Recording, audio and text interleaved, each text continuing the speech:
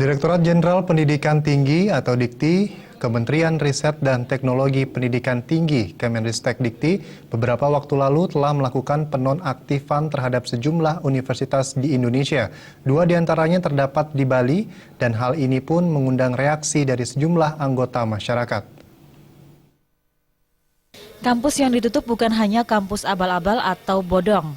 Penutupan juga terjadi terhadap kampus yang memiliki izin pembukaan kampus dan penyelenggara porodi, tetapi dalam pelaksanaan kegiatan perkuliahan, kampus-kampus itu melakukan berbagai pelanggaran. Kampus-kampus ini dikenakan sanksi skala sedang dari Dikti. Meski demikian, sejumlah masyarakat mengapresiasi langkah pemerintah dalam mendisiplinkan kampus yang notabene melanggar peraturan. Namun di lain pihak, masyarakat juga berharap agar pemerintah memikirkan nasib mahasiswa di perguruan tinggi yang dibekukan. Ketika mereka sudah mendapatkan dan bersekolah di sana, akhirnya sekolah itu ditutup, pastinya sangat miris sekali.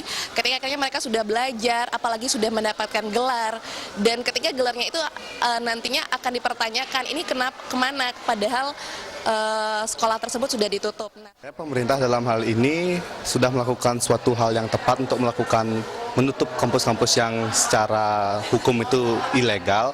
Kenapa begitu? Karena jika adanya suatu penutupan ini, kita jadi bisa lebih tegas dalam memilih kampus mana yang akan dipilih dan kampus mana yang akan tidak dipilih.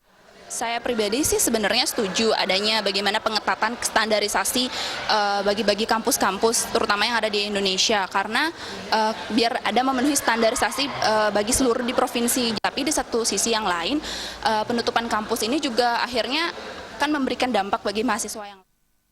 Jika permasalahan rasio dosen dan mahasiswa yang tidak berimbang, masyarakat pun berharap pihak universitas bisa menambah jumlah dosen karena tidak mungkin mengurangi mahasiswa dalam masa perkuliahan. Dengan dibekukannya sejumlah kampus ini, masyarakat diharapkan berhati-hati memilih universitas atau perguruan tinggi.